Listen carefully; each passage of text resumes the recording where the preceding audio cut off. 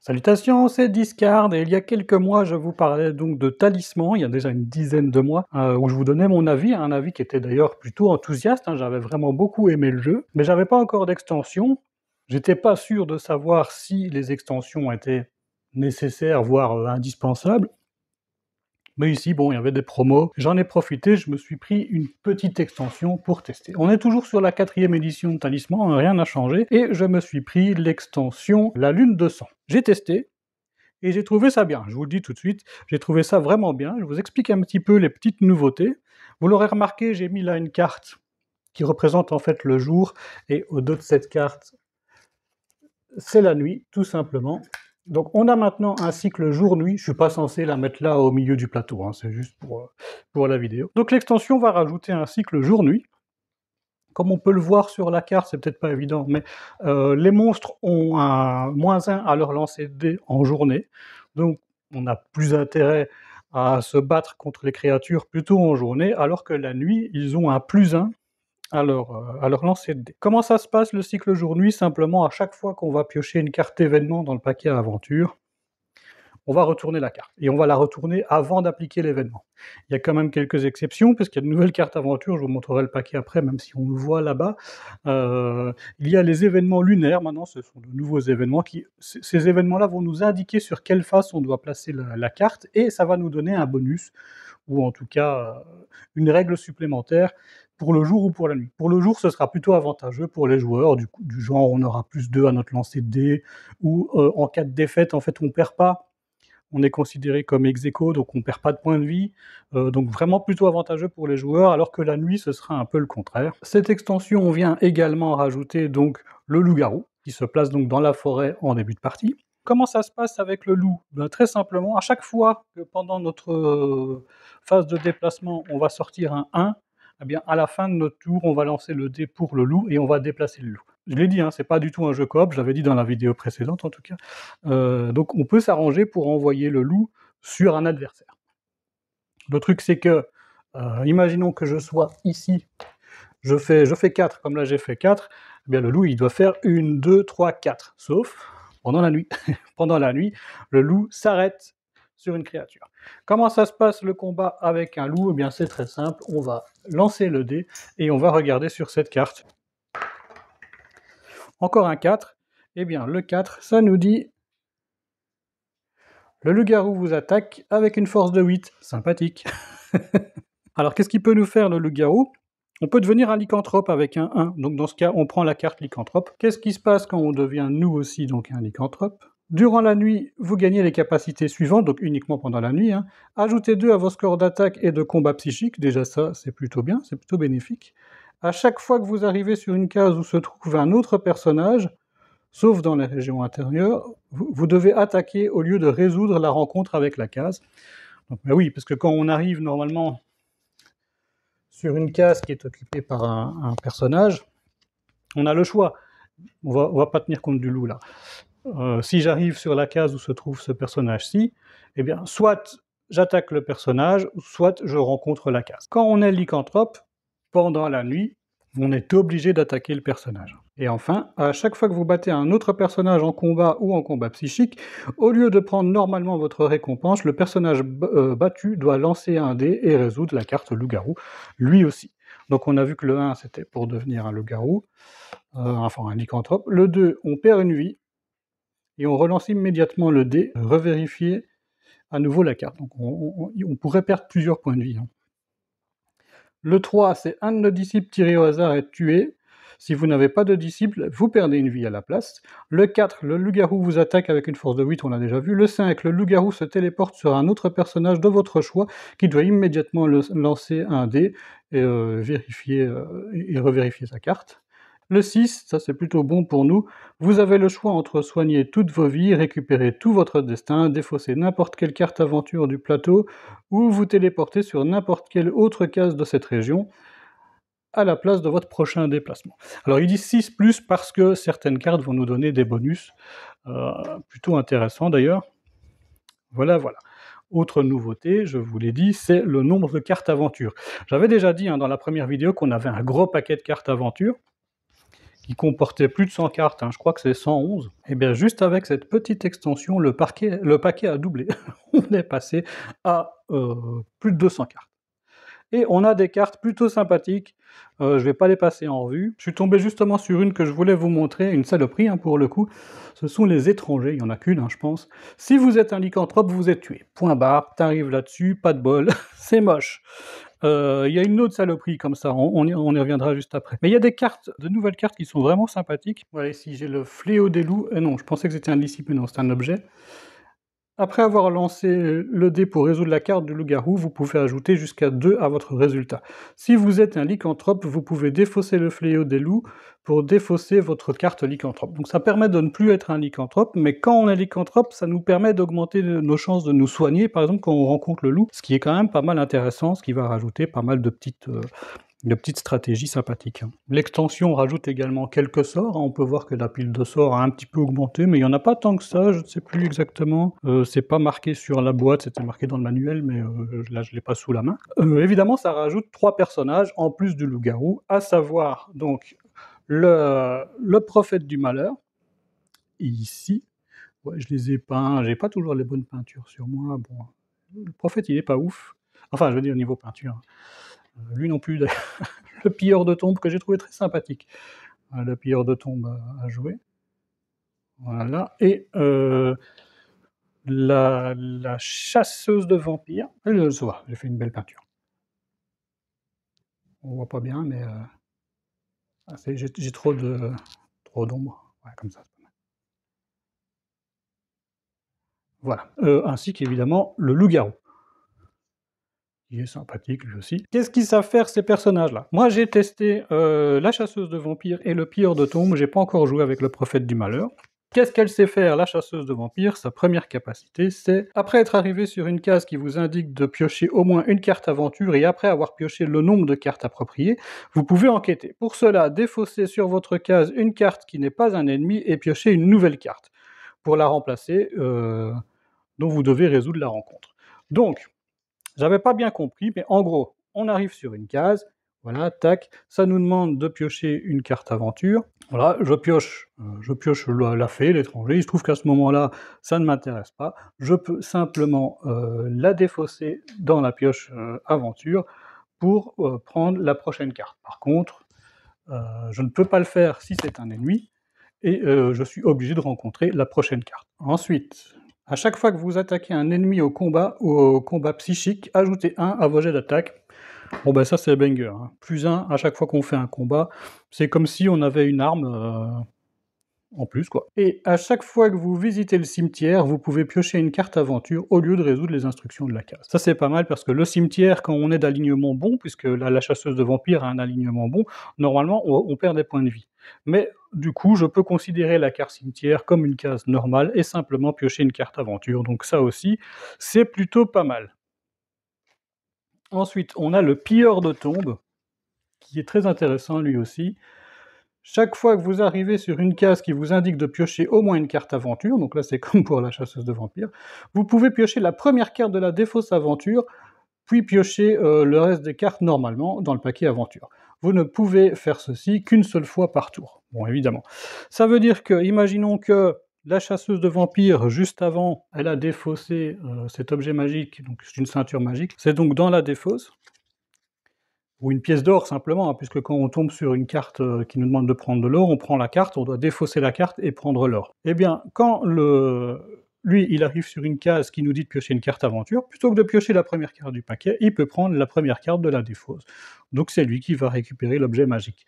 Par contre, sa deuxième capacité, sinon ce serait quand même trop facile, à chaque fois que lui défausse des cartes, à chaque fois que vous défaussez une carte aventure, vous devez la placer sous la pile de défausse. Évidemment, sinon ce serait trop simple, hein. Sinon on récupérait toujours la même carte qui nous intéresse le plus. Et enfin, à chaque fois que vous visitez le cimetière, ça c'est pas mal non plus, chaque fois que vous visitez le cimetière, vous pouvez piocher les 8 premières cartes du paquet aventure et prendre un objet de votre choix.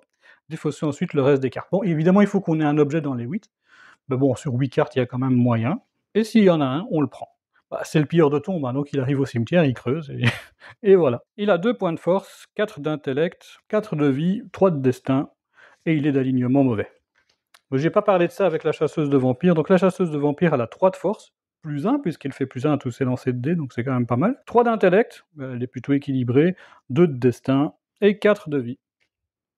Et enfin, on a le prophète du malheur, que je n'ai pas encore joué. Chaque fois qu'un personnage pioche un ennemi, vous pouvez récupérer un destin.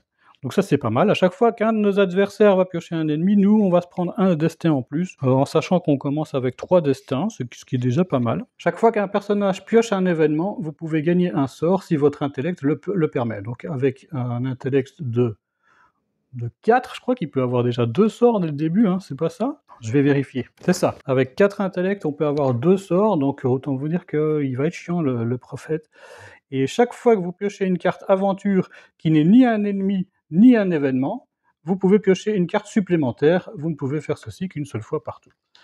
Donc à chaque fois qu'on va piocher un objet magique, un gars là, je sais plus comment il s'appelle, enfin soit. On a compris. Alors, cette extension, qu'est-ce qu'elle rajoute également? Elle rajoute des fins alternatives. Donc ça peut être chouette. Vous vous rappelez peut-être, d'ailleurs j'ai peut-être fait une petite erreur, hein, dans la première vidéo, j'avais dit que le gros point noir du jeu, pour moi, c'était la fin.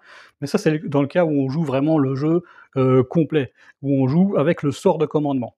Donc, pour rappel, le joueur qui arrive en premier sur la couronne de commandement, à son tour, il va lancer un dé. Je ne sais plus encore où il est là. Sur 1, 2, 3, il ne se passe rien. Sur 4, 5, 6, il lance le sort de commandement. Donc là, j'ai fait 2, il ne se passe rien.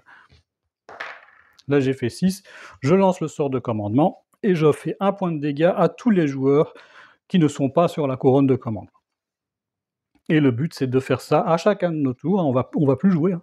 On va plus que lancer le dé, on va essayer de tuer tout le monde simplement avec le sort de commandement. Et ça peut être très long, hein. J'avais expliqué que sur une de mes parties, déjà nous, notre sort, il sort qu'une fois sur 2, et en plus de ça, eux, ils ont le temps de se balader, d'aller se soigner au village ou au cimetière s'ils sont d'alignement mauvais ou je sais pas où. Et puis il y a d'autres cartes qui viennent sur le plateau, hein. Il y a des médecins, des fontaines de jouvence et je ne sais quoi. Et j'avais passé une trentaine de tours sur cette case à ne rien faire d'autre que lancer le dé, c'était vraiment pénible. Après, on peut simplement jouer en le premier qui arrive sur la couronne de commandement gagne la partie, point barre. Maintenant, on a des fins alternatives. On peut jouer soit en version cachée, c'est-à-dire qu'on en prend une au hasard, on ne regarde même pas ce que c'est, et on la découvre quand on arrive sur la couronne de commandement. J'ai fait une partie ce week-end où je jouais la chasseuse de vampires. Je suis le premier à arriver sur la couronne de commandement, je suis vraiment bien stuff, j'avais genre 10 de force, 10 d'intellect, ça s'était super bien passé, en particulier à cause de mes adversaires, c'est-à-dire qu'on a eu une case par exemple où on avait un personnage ou une genre de fontaine ou je sais pas quoi, à chaque fois qu'on tombe dessus, on gagnait 1 de force. Mais j'avais reçu un sort d'un autre joueur qui fait que je pouvais plus me déplacer que d'une case, donc en fait à mon tour, je me déplaçais sur la case d'à côté, je faisais la rencontre normale, machin. Surtout que moi, en plus, j'ai le choix de la rencontre, si ça me plaît pas, je peux encore la changer. Ensuite, je revenais sur la case, je gagnais 1 de force, et génial. Donc j'ai pu bien me stuffer. J'arrive donc à la couronne de commandement, je découvre la fin et je tombe sur un horrible trou noir. Je suis mort, point barre. Et étant donné que je suis sur la couronne de commandement, les personnages ne ressuscitent plus. Donc voilà, j'ai perdu comme ça. C'est dans l'esprit du jeu, en même temps, c'est presque drôle. Tu penses que tu vas gagner, tu t'es super stuff, parce que vraiment les autres, ils étaient un peu plus à la ramasse. J'ai eu vraiment de la chance avec les mauvais sorts que je me suis pris, qui m'ont en fait été plutôt bénéfiques. Ensuite, on a un autre qui ne peut pas toujours être joué, puisque pour mettre celui-là dans la partie, il faut que tous les personnages choisis soient de l'attribut bon. Or, le pilleur de tombe est mauvais. Donc, pour utiliser cette fin alternative, vous devez avoir la règle de la carte de temps, ça c'est fait. Tous les personnages commencent la partie avec l'alignement bon. Les personnages, alors moi je me suis dit, il faut qu'on mette tous en bon, mais quand j'ai testé le jeu sur Steam, en fait simplement, je ne pouvais pas choisir cette fin-là si tous les personnages que j'avais choisis n'avaient pas l'alignement bon. Alors, qu'est-ce que ça nous dit? Les personnages resteront toujours au bon. Si un effet change l'alignement d'un personnage, il perd plutôt un point de vie à la place.